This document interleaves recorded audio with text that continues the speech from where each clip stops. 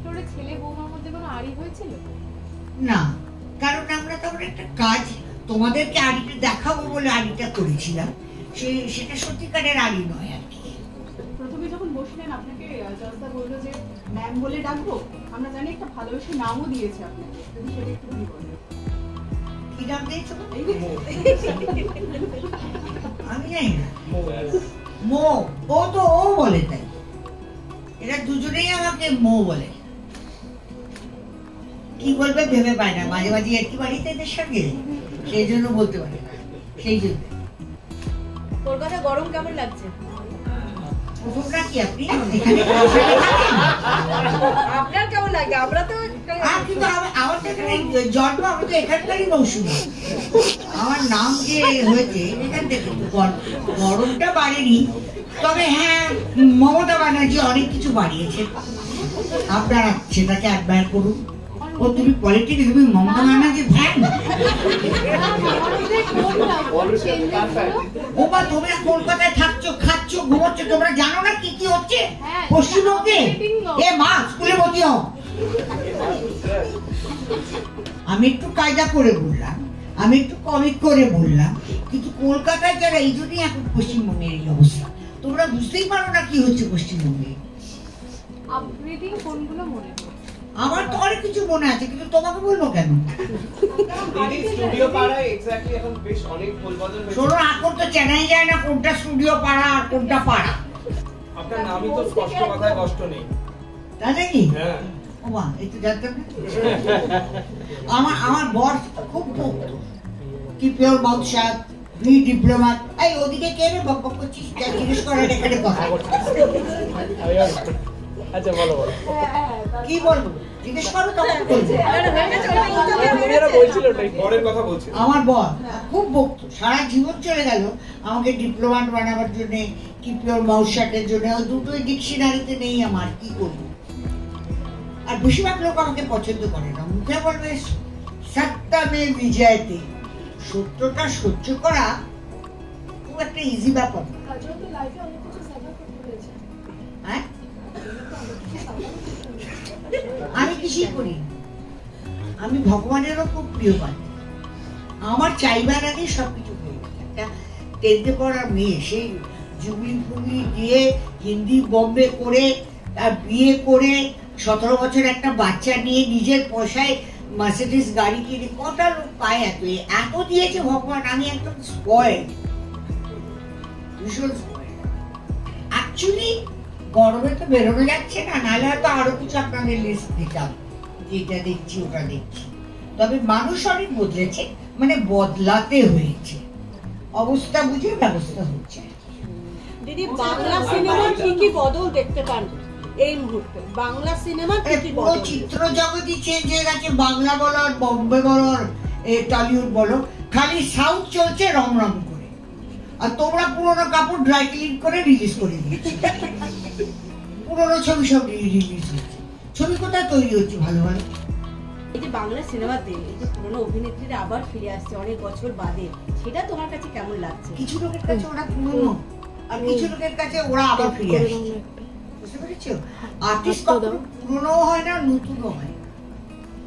কারণ তুমি চরিত্র, একটা চরিত্র করছো, ভালোবেসে করছো, এটা খুবই ভালো জিনিসটা। যারা কি বলে নামি দামি প্রচুর কাজ করেছে, অনেক আনন্দ দিয়েছে, তাদেরকে রেসপেক্ট দেওয়া, এটা একটা বড় ব্যাপার। কারণ আজকালকার লোকেদের নিজেরাই নিজেদের রেসপেক্ট দেয় না, তো ওনাদের কি ছবি বানাবার জন্য যে প্যাশন চাই, পয়সা চাই, এগুলো তো সব থাকা দরকার না। আমাকে প্রত্যেক বছর ডাকো না কেন, আমি আসবো।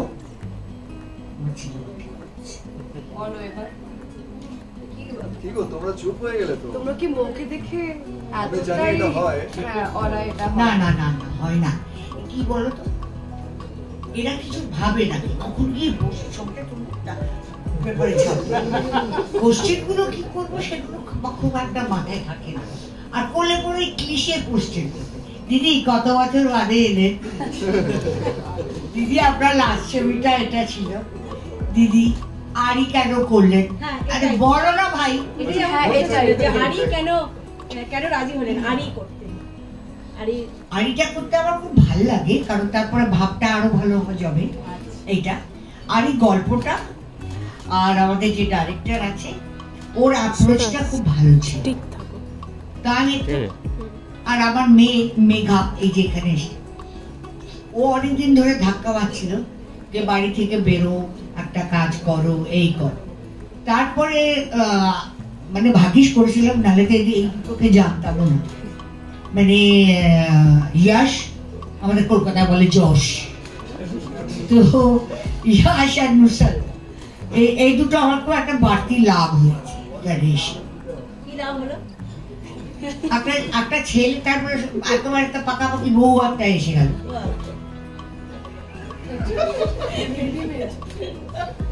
ছেলের সঙ্গে আড়ি করলে কেন? ছেলের সঙ্গে আড়ি করলে কেন? মানে সেটা কি দেখো না ছবিতে। আচ্ছা, আমি কেন বলবো? আড়ি এবং ভাব কার সাথে বেশি জমলো, ছেলে না ছেলে বউ? আমি একটু চালাক আছি, ঠিক আছে, অত বোকা নই যত ছেলের বউর সঙ্গে আমার বেশি ভাগ। ছেলে তো থাকবেই, বউ তো সব ছেড়ে টেরে আসে না। আমি আড়িটা জানি যে মাকে কেন্দ্র করে, বাকি পুরাতন আর ওই রাখিনীর কোন ছবি তাতে কি স্ক্রিপ্ট তাদের, আমি স্ক্রিপ্টটাও জানি না, জানিও না। মা যখন জন্ম দেয় সন্তানকে না, তখন মাকে কেউ বলতে আসে না যে কেরম করে রাখবে, কেরম করে ধরবে, কেরম করে চান করবে, কিছু লোক দেখিয়ে দেয়।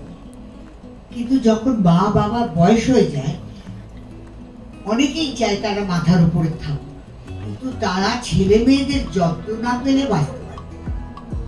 তাদের যদি না বোঝো তুমি, তাহলে বাঁচতে পারবে না। কারণ এটা খুব স্বাভাবিক যে বাচ্চা হয়, মা তার টানে যায়, মা তাকে ডাকে ঘুমিয়েছে কিনা, খেয়েছে কিনা, তার কি চাই।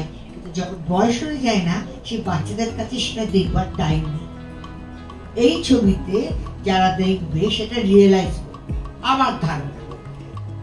আর মনে হয় যে তোমরা চাও যে মা 60 বছর হয়েছে 70 পর্যন্ত বাঁচুক, 70 হয়েছে 80 পর্যন্ত বাঁচুক। এরা গ্রো করতে পারে না আনলেস বাচ্চারা তাদেরকে সেই কি বলবো সাপোর্ট করে বা সাহারা করে বা ভরসা দেয় যে আমি আছি।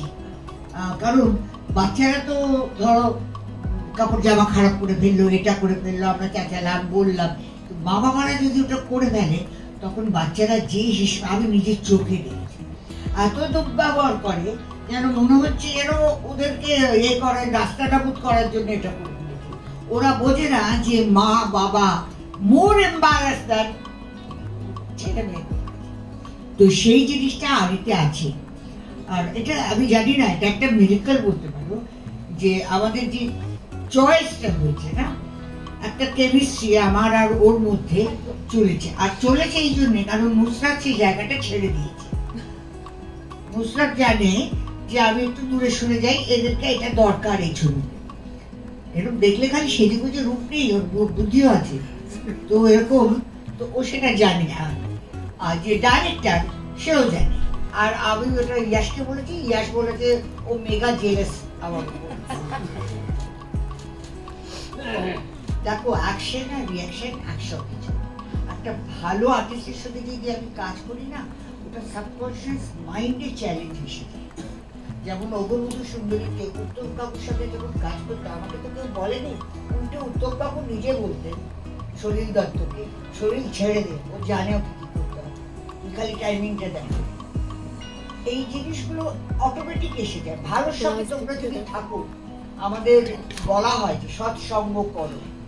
5টা ছেলে বোম বানাতে মরে গেল, 5টা তো আর বানাচ্ছিল না, ওখানে 2টো বানাচ্ছিল, 3টে আড্ডা মারছিল, কিন্তু ওই অসৎসঙ্গ উড়ে গেল। সেও সৎসঙ্গে থাকলে অটোমেটিক কাজ ভালো হবে, পার্সোনালিটি ভালো হবে, তোমার স্টাইল ভালো হয়ে যাবে, তুমি ভালো জিনিসটা দেখতে শুরু করবে। এটা হয়। আবার অনেকে বলেন এটা তো সঙ্গতের আসর, মানে যেরকম লোক রাখবে, ওই ছেলের বিয়ে দেবে, ছেলের বন্ধুগুলোকে আগে দেখে দাও, এটা তো বলেই। তো এই জিনিসগুলো খুব কাজ দেয়। কি হচ্ছে কি জানেন, এখন তো আমার বয়স হয়ে গেছে, আমি যখন ভালো ভালো ডাইরেক্টর যারা আপনারা ভাবেন, মানে কলকাতার অনেকে আছে না, আমি সব বুঝি, আমি সব কিছু করি, তো ওই তারা মনে করে যে বড় আগেকার দিনে সত্যজিৎ রায়, মৃণাল সেন, তরুণ মজুমদার, তপন সিনহা, অজয় কর, এরা দারুণ বড়, তার নয় কিন্তু খুব ছোট ছোট বাচ্চা ছেলেরার মতো এসেছে, তারা করেছে, তারা হয়তো সুযোগ পায়, কিন্তু শেষের দিকে এই বড় বড় ডাইরেক্টররাও সুযোগ পেত ছবি করতে। কত রকমের ট্যাক্স ফ্যাক্স গ্রিল সব বানিয়ে এমন হয়ে গেল পৃথিবীতে যত লোক বাড়ছে তত সব ট্যাক্স বাড়ছে। তো এই জিনিসে অনেকে কষ্ট পেয়ে ছবি বানাতোই না। আমাকে যদি বলো যে কোন ছবিতে, আমার সব ছবিতে একটা একটা কিছু না কিছু কাহানি আছে, আর আমি সবার থেকেই পেয়েছি, ক্যামেরাম্যান থেকে আরম্ভ করে স্পট বয়।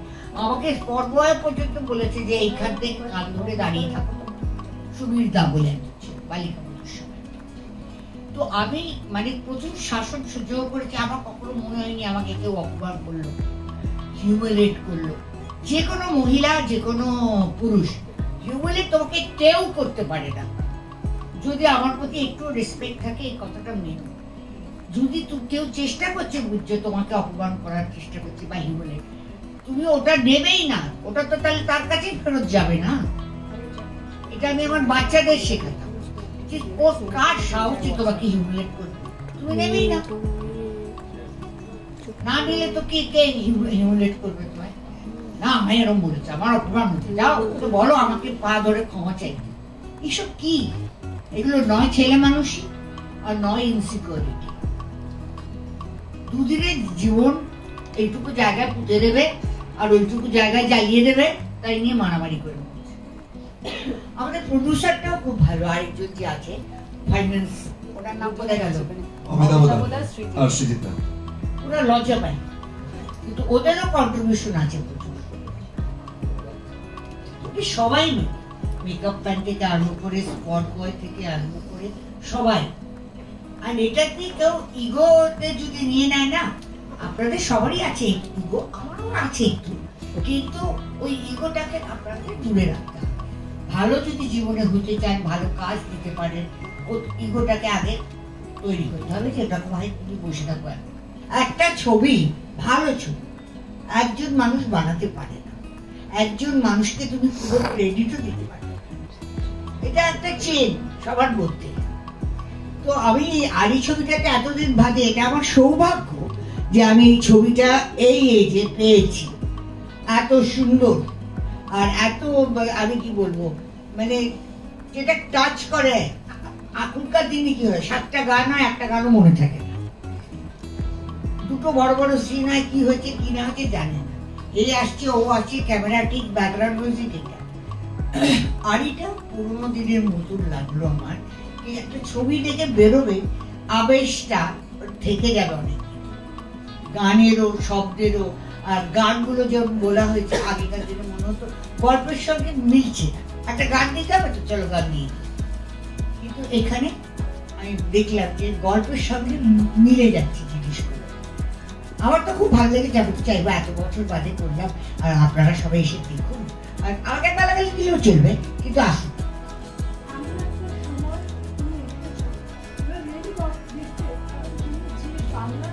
ও আমি ভীষণ গিফটেড, গড আমাকে পার্শিয়াল ভাবে নেয়। I am not only god is kind বলি, আমি তো বলি আই এম পার্শিয়াল।